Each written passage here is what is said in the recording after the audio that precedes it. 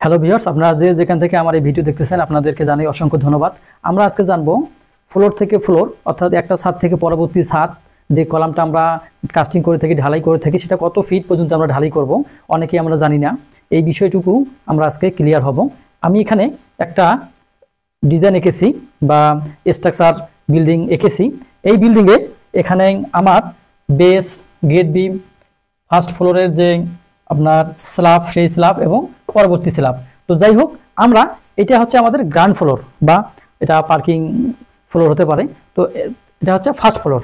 তো যাই হোক, আমরা এই কলামগুলো কতটুকু ঢালাই দেব বা আমাদের এক ছাদ থেকে পরবর্তী ছাদ এই ডিস্টেন্স বা হাইটটা কত হবে, আমরা এই সম্বন্ধে আজকে জানবো।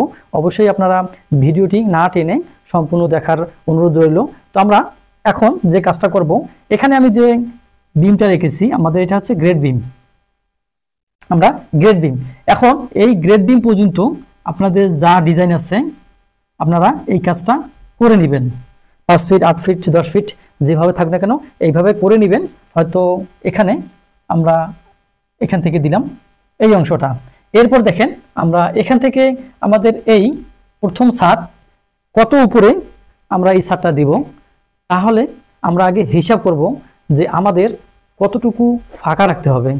যেহেতু এই গ্রাউন্ড ফ্লোর বা নিচতলা এখানে অনেক সময় পার্কিং হয়ে থাকে, যারা 2 তলা 3 তলা বাড়ি দিয়ে থাকেন অনেকের ছোটো মোটো পার্কিং করে থাকে, 2টা গাড়ি, 3টা গাড়ি, 1টা গাড়ি, যাই হোক না কেন, তখন কিন্তু অনেক সময় দেখা যায় যে এই স্ল্যাবের যে নিচে বিম থাকে সেই বিম আপনার এদিক দিয়ে এরকম থাকলো,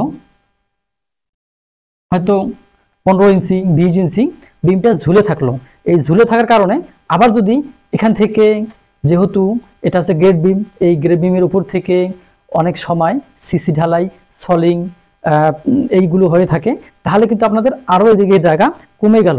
অবশেষে দেখবেন যখন আপনারা গাড়িটার ভিতরে প্রবেশ করবেন তখন দেখবেন যে খুব কাছাকাছি হয়ে গেছে বা আপনাদের পর্যাপ্ত হাইটটা পাওয়া যাচ্ছে না। এই কারণে আজকে আমরা হিসাব করব আমাদের এই গ্রাউন্ড ফ্লোরের জন্য যে বিমটা আমরা গেট বিমের উপরে ঢালাই দেব সেটা কতটুকু হবে এবং উপরেরটুকু কতটুকু হবে। তো আমরা শুরু করে দেই। আমাদের এখানে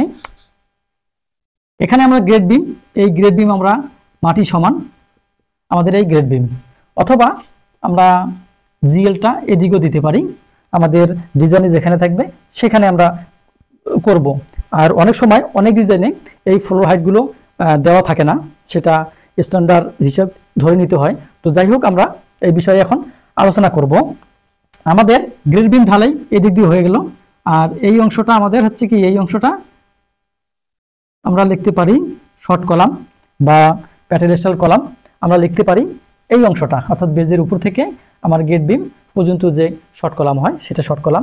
এর উপরে আমরা কি করব, 3 ইঞ্চি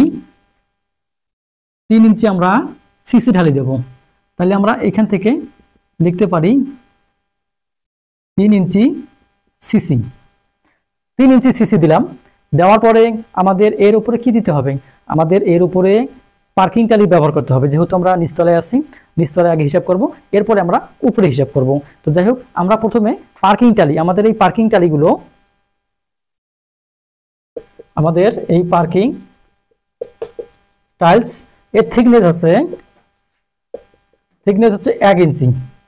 আমরা এই পার্কিং টালির থিকনেস ধরলাম 1 ইঞ্চি, এবং আমরা আরও এর সাথে কি ধরবো, অন্তত খুব কম হলেও 1 ইঞ্চি মর্টার আমরা ধরবো 1 ইঞ্চি, অর্থাৎ যে মশলা দিয়ে টাইলস বসানো হয় সেই মশলাটা। তাহলে আমাদের টাইলসের জন্য 1 ইঞ্চি, মর্টারের জন্য 1 ইঞ্চি। তাহলে এখান থেকে কত ইঞ্চি চলে গেল, আবার 2 ইঞ্চি চলে গেল। তাহলে আমরা এটা টাইলস দিলাম।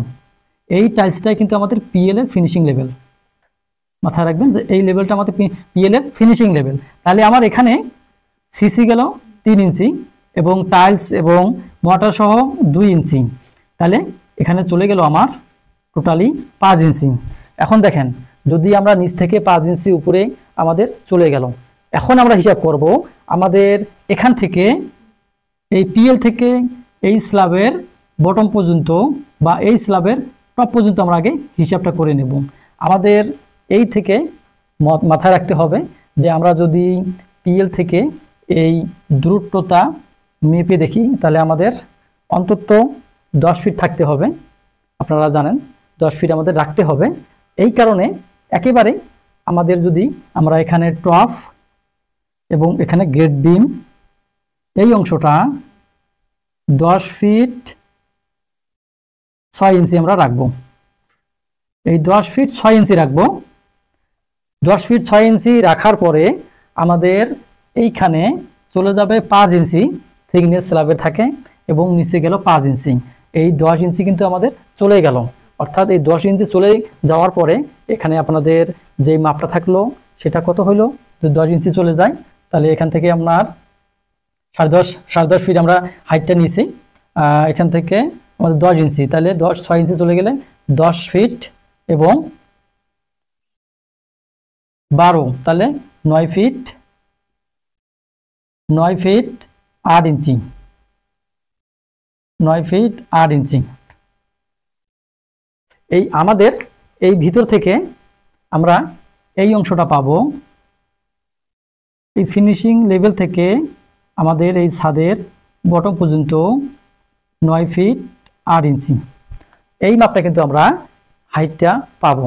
তাহলে সবসময় মনে রাখতে হবে, যদি আমার গেট বিমের উপরে 3 ইঞ্চি সোলিং অথবা 3 ইঞ্চি সিসি ঢালাই হয় এবং তার সাথে আমি কি করব, 2 ইঞ্চি আমি পার্কিং টালির জন্য রাখবো। রাখার পরে পরবর্তীতে আমরা এই হিসাবটা করব আমাদের কত ফিট উঁচুতে এই স্ল্যাবটা দিতে হবে। তো মাথায় রাখবেন, যদি আপনাদের এরকম সিসি ঢালাই এবং পার্কিং টালি করেন তাহলে আপনাকে যে কাজটা করতে হবে সেটা হচ্ছে যে দেখেন, এই গেট বিমের উপর থেকে আপনার স্ল্যাবের যে টপটা আছে এটা হচ্ছে টপ। এই টপটা পর্যন্ত আপনি 10.5 ফিট রাখবেন, তাহলে আপনাদের কোনো সমস্যা হবে না। এখন আসি, এখন আমরা উপরের যে ফার্স্ট ফ্লোর সেই ফ্লোরের বিমটা হিসাব করব বা হাইটটা হিসাব করব।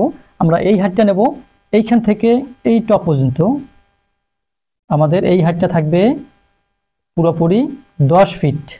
এই 10 ফিটের ভিতরে আমরা যখন উপরে 5 ইঞ্চি আমাদের চলে যাবে তাহলে 9 ফিট 7 ইঞ্চি আমাদের এই জায়গাটা থাকবে।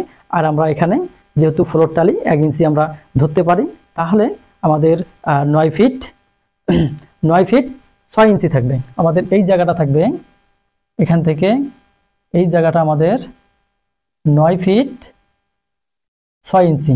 আমরা এখানে 9 ফিট 6 ইঞ্চি পেলাম এবং এখানে কত পেলাম, এখানে আমরা 9 ফিট, এই যে 9 ফিট 8 ইঞ্চি পেলাম। তাহলে এইভাবে কিন্তু আপনারা এই কাজটা করবেন।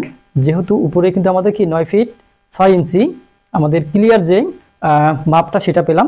অর্থাৎ আমরা যদি উপরের সব তলায় যদি এখানে first floor, second floor, third floor যত ফ্লোরগুলো আছে না কেন, আপনারা একটা ফ্লোরের বটম থেকে আরেকটা ফ্লোরের টপ পর্যন্ত 10 ফিট রাখবেন এবং এই পার্কিংয়ের জায়গায় বা আপনাদের গ্রাউন্ড ফ্লোর নিচতলার জন্য আপনারা কি করবেন, গেট বিমের উপর থেকে আপনাদের এই ফার্স্ট যে স্ল্যাব হবে সেটা টপ পর্যন্ত আপনারা 10 ফিট 6 ইঞ্চি নেবেন। এতেই আপনাদের আর কোনো সমস্যা হবে না বা পার্কিংয়ে গাড়ি ঢোকার কোনো অসুবিধা হবে না। তো যাই হোক, আমি ভিডিও এখানেই শেষ করব। আপনারা যারা এখনও চ্যানেলটি সাবস্ক্রাইব করেনি অবশ্যই চ্যানেলটি সাবস্ক্রাইব করে দেন। আজকের মতো বিদায়, আল্লাহ হাফেজ।